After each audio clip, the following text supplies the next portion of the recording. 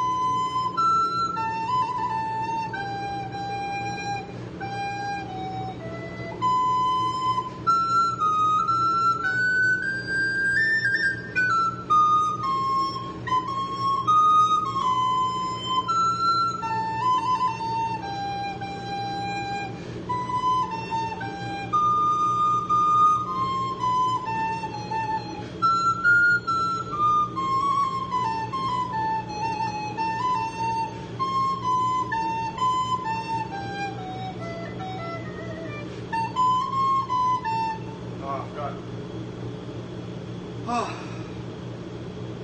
forgot the notes there.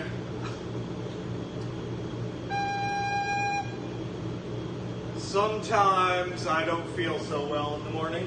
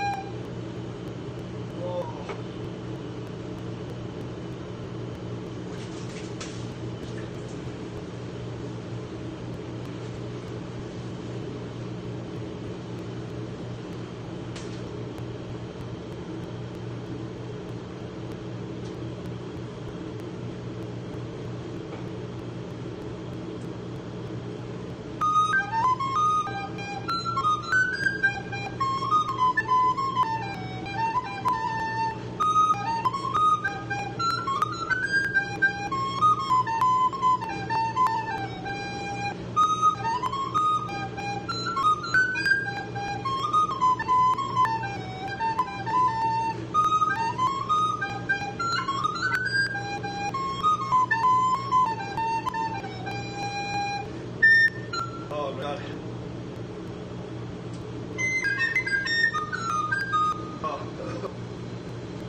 Half asleep this morning. I guess I should give up on the quarter for a little bit. Just focus on the baking. Alright, good morning. Thanks. I'm a little bit, like, super hot here today. And, yeah. I'm a little bit off today. Just stick to the baking, I think. Let's just put some on. I just put my first batch in. Oh, I missed that comment, sorry.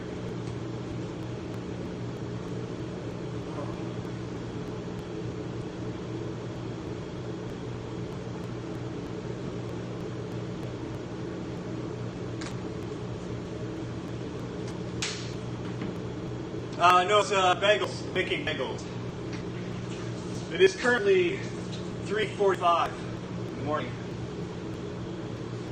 here on the north shore of Vancouver.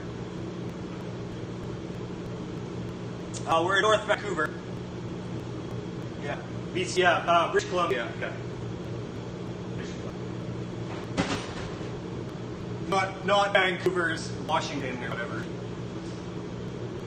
Oh, Regina, nice. I visited Regina once or twice, I think. I went there when I was in college to the University of.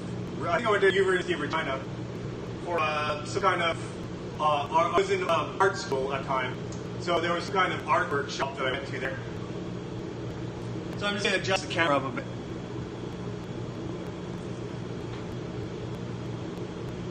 Oh, I did too much now, sorry.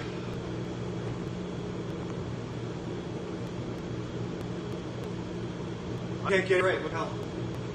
Just a little bit up there, though. I saw the picture. But yeah, I went to University of Regina, and I went to some kind of ceramic workshop because I was going to Red College at the time. I grew up in Alberta. I'm now a full-fledged British Columbian, so. I've been here for almost 5 years. So, I guess I meet the criteria for being a true blue Vancouverite. I'm an economic migrant here. High River. Nice. High River, yeah. High River is pretty far north. I grew up in southern Alberta, near Calgary. So. Alberta. Albertans.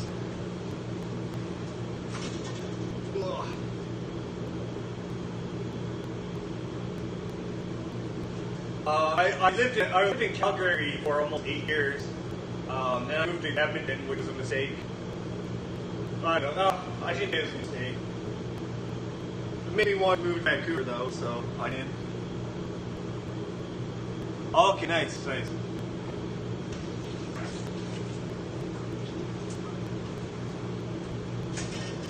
That's the other industry. You can either work in if you live in Alberta, you can work in oil field, in sawmill, or on a golf course. Those are the industries around my community.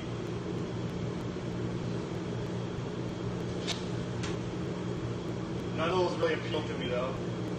I think worst out of all those would be working on a golf course. So. It's probably the most harmful to your health. Oh, my door left. Oh, talk to myself. Damn you, Saskatchewanite.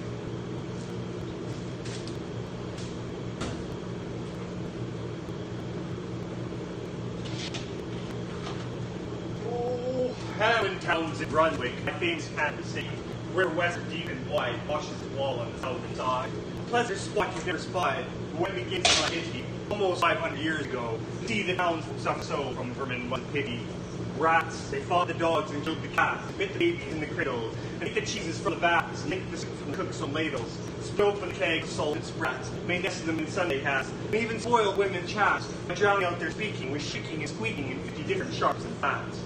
At last, people in a body to the town hall came flocking. "'Tis fair," cried they, "our mayor is naughty, and as for our corporation, shocking. To think for my gown signed with ermine, but old chant won't determine what backs of bread us have our vermin. You hope because you're old and obese, find the first civic road to ease. Rouse up, sirs, give your veins a racking, find remedy we are lacking, sure as fate will send you packing." At this, the mayor and corporation quaked in mighty consternation. Now are they sat in council, at length the mayor broke silence. For a gilder, I'd my urban gal down. I wish I were a mile hence. It's easy to bid one rack one's brain. I'm sure my poor head aches again. I scratch so at all in vain. Oh, for a trap, a trap, a trap. Just as he said it's what should happen. At the chamber door with a gentle tap. "Bless us," cried Mayor, "what's that?" Whence the corporation now he sat, looking little through wondrous fat, nor brighter were his eyes, but moister than a too long open oyster, save when at noon his punch grew mutinous, or played eternal green in mootness. Only a scraping of shoes on that, anything like sound of a rattling of my heart will get back. "Come in," cried the mayor, looking bigger, and in did come the strangest figure. His long coat and heel of the head, less half yellow and half red, and he himself was tall and thin, with sharp blue blue eyes, each like pin, and light his hair and swarthy skin, nor tuft of hair on cheek, nor beard on chin. The lips to smile without end, there was no guessing his tit or din, and nobody could not admire this tall man in his quaint attire. So one, the dance of my great dancer, starting up with a trump of Duke's tone, had walked the stage with his painted tombstone. He bent toward the council table, and please, Your Honor, said he, I am able, by means of secret charm to draw, all creatures living beneath the sun, the crawl, swim, fly, run, after me, as you never saw. And I chiefly use my charm on creatures that people harm, mole and toad and eastern viper, and people call me Pie Piper. And here they notice round his neck, scarf red and yellow stripe, imagine this coat itself same check. And that scarf end of a pipe, his fingers they notice forever strained, as if impatient to be playing upon this pipe, as low and dangled over his vesture soul fangled. Yes, said he, Pied Piper as I am, in Tartar I fretted cam, last June when his huge swarms an ass. I east in Asia not am, the monstrous brood of vampire bats. And as for white brain bewilders, if I rid your town of rats, will you give me 1,000 guilders? 50,000 was the exclamation, from an astonished American corporation. In the street, Piper stepped, smiling first a little smile, as if he knew a magic tucked in his quiet pipe a while. Like musical adept of lowest pipe, his lips he wrinkled, and green, blue, and sharp eyes twinkled, like a candle flame where salt was sprinkled. And ere the shrill notes of pipe uttered, you heard if and on he muttered, and a muttering grew to a grumbling, and a grumbling grew to a mighty rumbling, and out of the house came the rats tumbling. Brave rats, small rats, lean rats, bunny rats, brown rats, black rats, gray rats, 20 rats, brave old plotters, gay young friskers, fathers, mothers, uncles, cousins, cogging tails and bricking whiskers, family by tens and dozens, brothers, sisters, husbands, wives, followed by Piper for their lives, from street to street, piping, dancing, and said they followed dancing, until they came to the river Wester, where no plunged and perished, save one stout as Julius Caesar, swam across and lived carried, as he the manuscript he cherished, who rat land home his commentary, which was, at first shrill notes of the pipe, I heard a sound of the scraping tripe, putting apples wonders right, into side presses right, and moving away pickle topboards, leaving to draw conquer cupboards, that joined the course of train oil flask, the brick hoops butter dust, and seemed as if a voice sweet far by Harper by solitary breed, called of full rats rejoice, world is growing to a vast saltery, so lunch on, crunch on, take your nutch on, breakfast, supper, dinner, lunch on, and just a bulky sugar punch on, already stave like a great sun shone, patient scarce an inch before me, just as we thought his head come bore me, I found Wester rolling over me. You should have heard the Hamlin people ring the bells, they rock the steeple. Go, cried Mary, get long poles, cocoa nets and lock of holes, consult with carpenters and builders, and even our town might have been traced harass, when suddenly up the face of the piper perked in the marketplace. The first, if you please, 1,000 guilders. 1,000 guilders, merrily blew, so did the corporation too, for council dinners made for half with their ale, sal, vin, grog, hawk, and half money would punish, themselves big as butter punish, to pay this sum to a wondering fellow, which is the coat red and yellow. Besides, with American knowing wing, our business done at River's Rink. We saw with our eyes of her insane. What's dead can't come to life, I think. So, friend, we're not folk to shrink, for our duty of giving you something to drink, and a matter of need to put in your poke. But as the guilders, what we spoke of them, as you will know, was a joke. Besides, the losses made us thrifty. 1,000 guilders, some take 50. Piper's face fell and he cried, no trifling, I can't wait inside. I promised to visit my dinner to Baghdad, except prime of the head cook's pottage, all he's rich in, probably left in the Caleb kitchen, of a nest of scorpions, no survivor. With him I prove no bargain driver, with you don't think I'll make a cypher. Folks put me in a passion, they find me pipe after another passion. How, cried the bear, you think I broke, being worse treated than a cook, insulted by a rival, with idle pipe and vesture pibble, threaten us fellow, do your words, blow your pipe there till you burst. Once more stepped into the street to his lips and laid his long pipe snooze right came, and ere he blew his throat, such sweet and soft notes as the musicians could never heed the raptured air.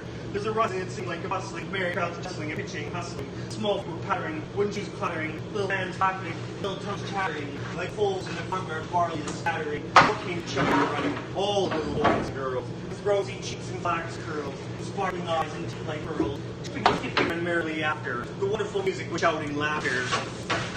The man was tall, the count stood, as if their king walks of wood, unable to move a step or cry, but the children merely slipping by, could only follow with an eye the joyous crowd at the piper's back, and how the man was on rack, for at your count's boasting feet, as the pipe turned to the high street, where the Wester rolled its waters, bright the way of their sons and daughters.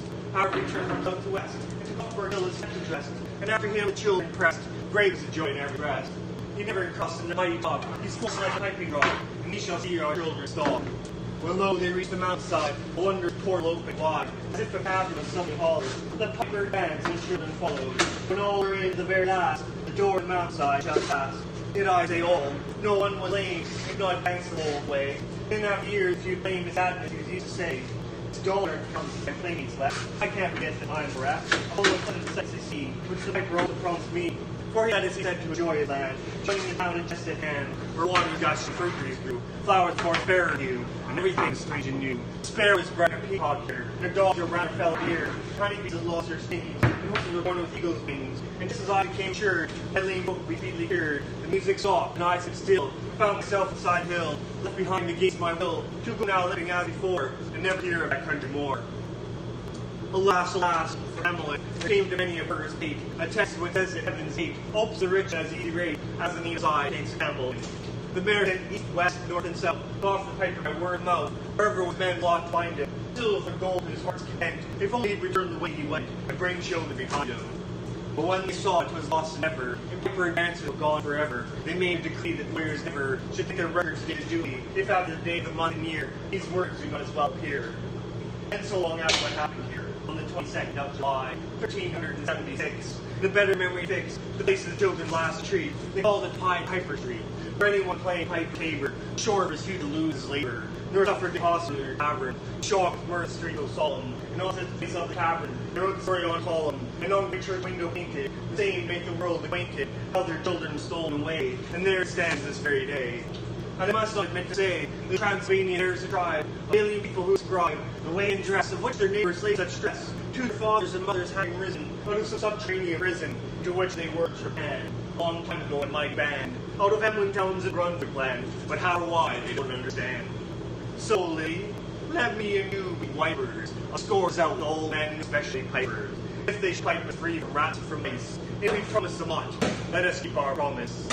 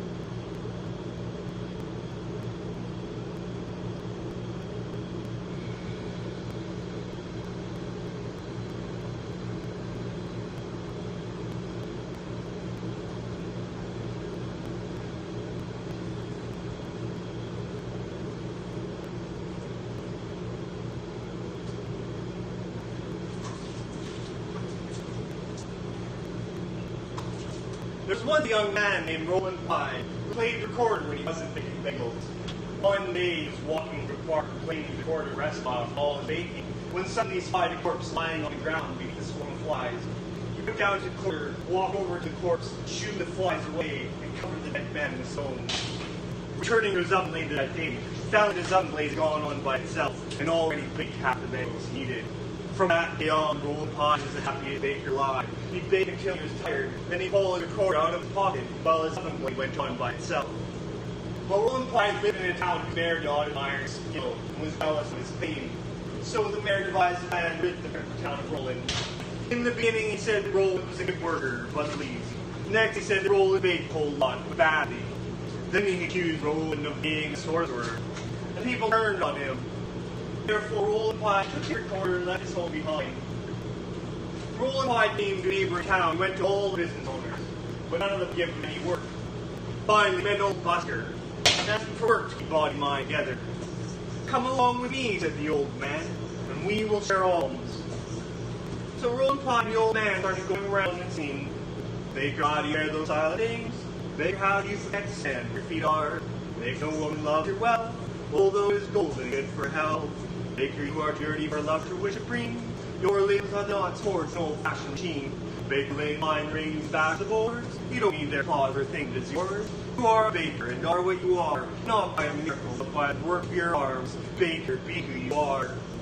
Everybody gave alms to the old man, but Roland said, "What are the young men like you up begging? Why don't you work for a living?" "Somebody will hire me," replied Roland Pye. "That's what you say. There's a king, so many hungry soldiers that he'll pay good wages to anyone willing to feed them." So Roland Pye went to the king's kitchen and took the old man's alms into sharing. The oven had never been used by anyone. Roland mixed the dough, and he rolled it into rings. Then he boiled them, dressed them with seed, baked them till they're golden brown, and he tossed them into a crate to cool down. Whenever Roland wearied of baking, he played his recorder, and once he was weary of playing his recorder, he'd sing. "Baker, why do you bear those silent things? Baker, how do you forget stand where your feet are? Baker, a woman loves her wealth, although it's gold and good for her health. Baker, you are too dirty for a lover to wish to cream. Your limbs are the nuts of courts, an old-fashioned machine. Baker, line rings and fashion boards. You don't need their cloth for a thing that is yours. You are a baker, and are what you are, not by a miracle, but by the work of your arms. Baker, be who you are." Hearing the singing, a princess looked out the window. She saw Roland Pye and fell in love with him. But she was a princess, and he a baker. The king would never consent to their marriage. So they decided to run away together. They fled at night, booked a boat. When they were already on the high seas, Roland remembered the busker. He said to his beloved, "We must fetch the old man. Since he shared his alms with me, we can't go off and leave him like that." At that very moment, the old man came up behind the boat, walking on the water as though it had been dry land. Reaching the boat, said, "We agreed to divide everything we had, and I shared everything I owned. Now you have king's daughter, and must give half her to me." At this, he gave Roland Pye the knife to cut the bride in two. Roland Pye took the knife with a trembling hand. "You are right," he said. "You are perfectly right." He was on the point of cutting his bride in two, when suddenly the old man stopped him. "Stop! I knew you were a just man. I'm the dead man, mind you, whom you covered with stones. Go now, and may the two of you always be happy." The old man walked away on the waves. The boat came to an island rich in all good things, the princely palace waiting newlyweds.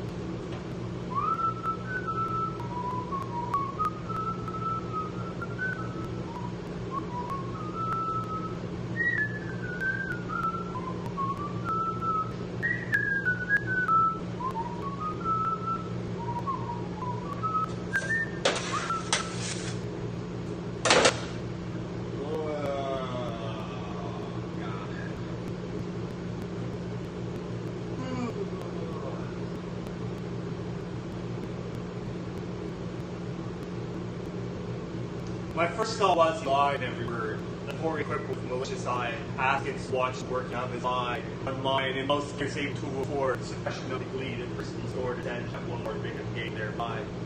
What else should he be sent for with the staff? Was say wailing with his license air, while travels to my find him posted there. I asked the road, I guess the skull like left would take my project right behind the tapper fast cut in the dusty thoroughfare. In fact, count I should turn aside to woman his back and look behind the dark house.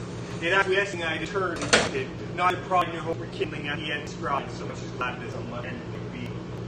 For what with my whole world wide wondering, what with my search run out for years, my hope dwindled into a ghost off to cope with that obstreperous joy success would bring. I hardly tried now to rebuke the spring of my heart by finding failure in its soul. As the sick man very near death seems dead indeed, the fields begin to end the tears, and takes a farewell of each friend, and here's when pity hath go, draw breath freely outside, since all is over, he saith, and the blow fallen no grieving can amend. While some discuss near other age room enough for this, and one of days who best carry the corpse away, the terrible banners arch the stage, and till the man hears all and only fades, he may not change such tender love and stay. Thus I had so long suffered in his quest, for failure prophesied his lofty writ, sometimes among the band of wit, the nights through dark towers search the rest of steps, the just fails they seem best, and all doubt when now should I be fit. So quiet as despair I turned from him, late for cripple, out his highway into the path pointed, all the day had been a dreary one best, and dim was settling into its close, yet shot one near to see the plane catch its stray. For mark, no sooner was I fairly found, pleasant plain after pace two, and pausing back the last view, over the safe one was gone, great plain all round, nothing but plain to the horizon's bound, I must go on, much else remained to do. So on I went. I think I never saw such dark ignoble nature. Nothing throve, for flowers as well expect to see grow. A chortling spurge according to their law, might propagate your kind and none to awe. You think a bird being a treasure trove. No Henry Newton singer base, in some strange sort were land portion. See or close your eyes at nature peevish me. In nothing skills, I can't help my case. 'Tis last judgment's fire must hear this place. Calcine is law and set the prisoners free. If it pushed me rag thistle stalk above with meat, its head is chopped. The bends were jealous else. What else? Bends were jealous else. Oh my god.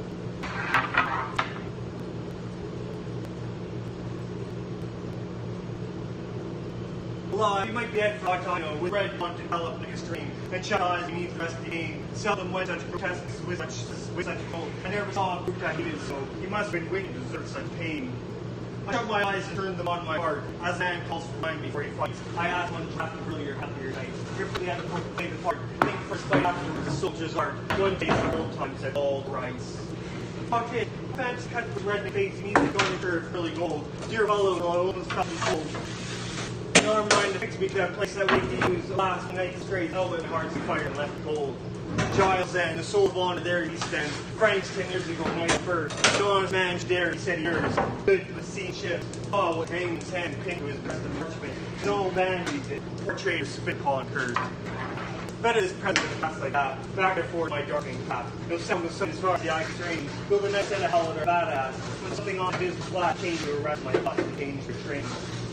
I saw a river across my path. As I detected the surfer came, no tides and genie to the moon. This is a froth by. Me right up in back of the themes going to see the wrath of the black eddies spat with cakes and spoons. So petty, those spiteful, all along little scrubby, all that kneel over it. French willows flung them headlong, spit route despair. Suicide was wrong. The river which had done them all the wrong. Whatever that was, gold by the turbulent wind. While I poured good things, how I feared that my first pond dead man's cheek. Step field, spear, thrust, seek, for hollows tangled in his hair beard. And being a water rat I speared, but up it sounded like made sheep.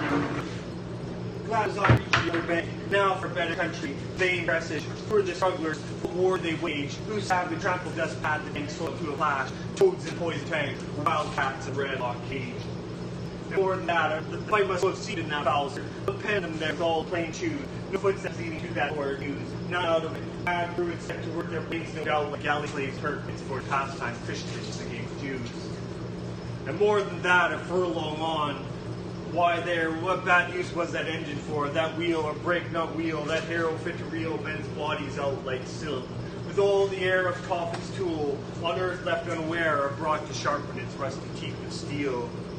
Then came some stub ground, once a wood, next a marsh it would seem, now mere earth, desperate and done with, so the fool finds mirth, makes a thing and mars it, till his boot changes and off he goes, within a rude bog, clay and marsh, sand and stark black dirt.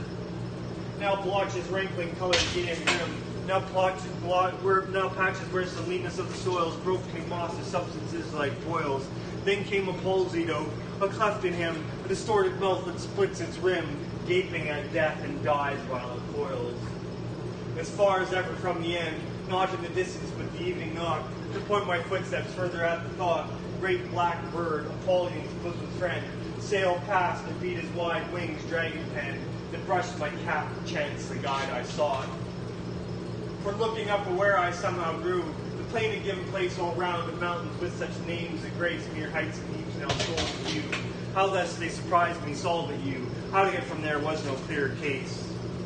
Yet half I seemed to recognize some trick of mischief had happened to me, God knows when, in a bad dream perhaps, here ended then progress this way, when in the very nick of giving up one more time came a click as when the trap shuts you in the den. Burningly it came upon me all at once, this was the place, those two hills crouched like two bulls locked horn and fight, while to the left a tall scalp mountain, dunce, dotard, dozing, at the very nunce, after a lifetime of training for the sight. What in the midst lay but the tower itself, the round squat turret, built of round stone without a counterpart in the whole world. Blind as a fool's heart, built of brown stone without a counterpart in the whole world. The tempest mocking elf points the ship, and thus the unseen shelf he strikes on only when timbers start. Not sea, because of night perhaps, why day came back for that. Behind it left the dying sunset, kindled through a cleft. The hills like two giants in the hunting lay, chin upon hand to see the game at bay. Now stab and end the creature to the heft. Not here, when noise was everywhere it told, increasing like a bell, names in my ears, of lost adventurers, my peers, how such was strong and such was bold, and such was fortunate, yet each of old, lost, one moment now the woe of years. There they stood, ranged along the hillside met, to view the last of me, a living frame, for one more picture in a sheet of flame. I saw them and knew them all, and yet, dauntless, a slughorn to my lips I sent and blew. Child, roll into a dark tower came.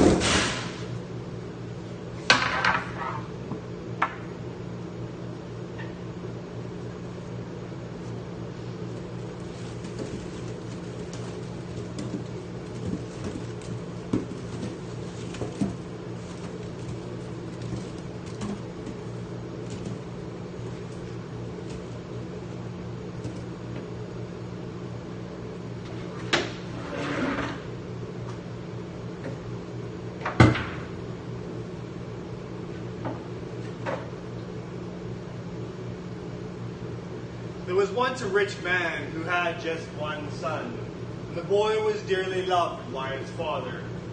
As everybody knows, the greatest scourge on earth for a rich man is work. Therefore, when his son turned 14, the father decided to send him to school to learn the science of laziness.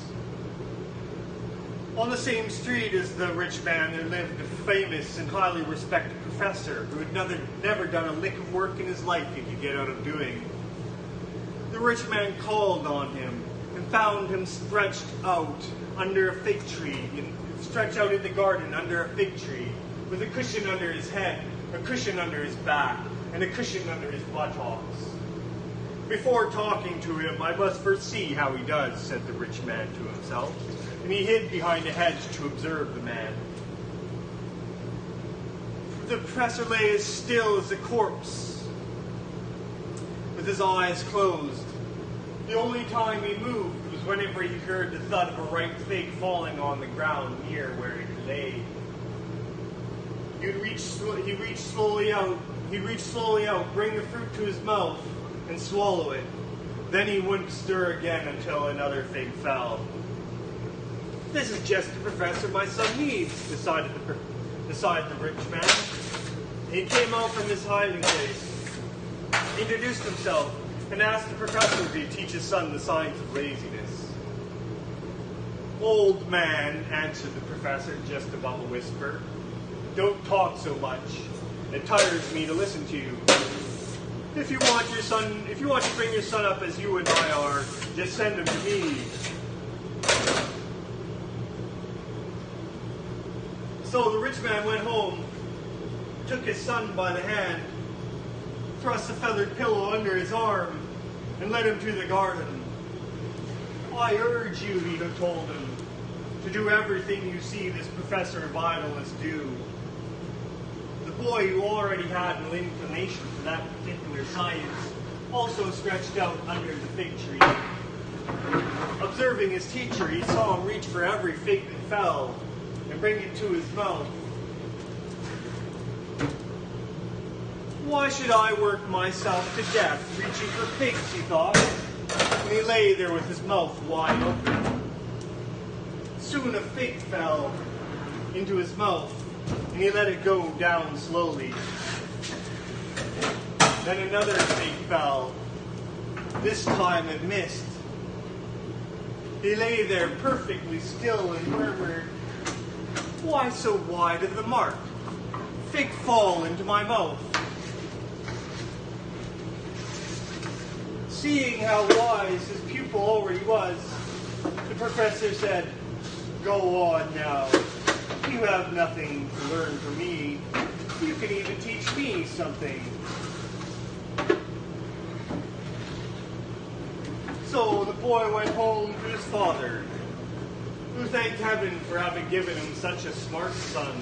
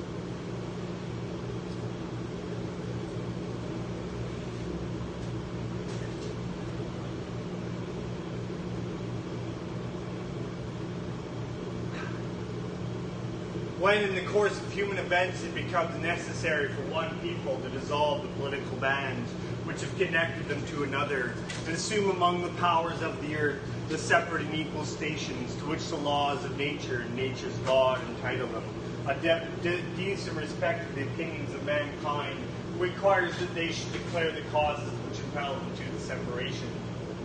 We hold these truths to be self-evident, that all men are created equal, that they are endowed by their Creator with certain unalienable rights, that among these are life, liberty, and the pursuit of happiness.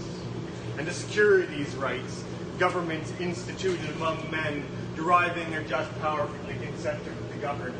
And whenever any form of government becomes destructive to these ends, it is the right of the people to alter or abolish it and institute new government, laying its foundations on such principles and organizing its power in such form as to them shall seem most likely to affect their safety and happiness. Prudence indeed will dictate that governments long established should not be changed for light or transient causes. Experience accordingly has shown that mankind are more disposed to suffer when evils are sufferable than right themselves by altering the form, by abolishing the forms to which they have become accustomed. But when long train of abuses and usurpations, pursuing invariably the same object, evinces the design to reduce them under absolute despotism, it is their right, it is their duty to throw off such government and provide new guards for their future security. Such has been the patient sufferance of these colonies, and such is the necessity which constrains them to alter their former systems of government.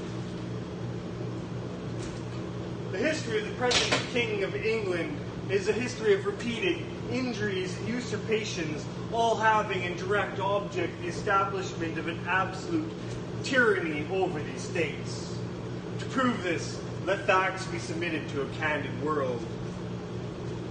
He has refused assent to laws most wholesome and necessary for the public good.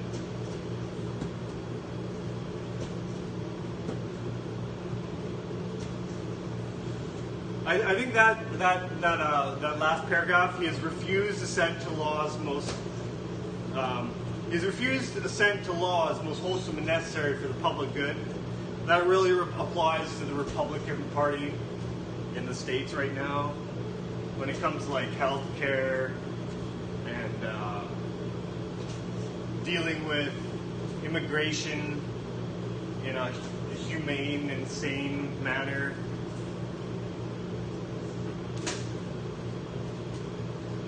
He has refused assent to laws most wholesome and necessary for the public good.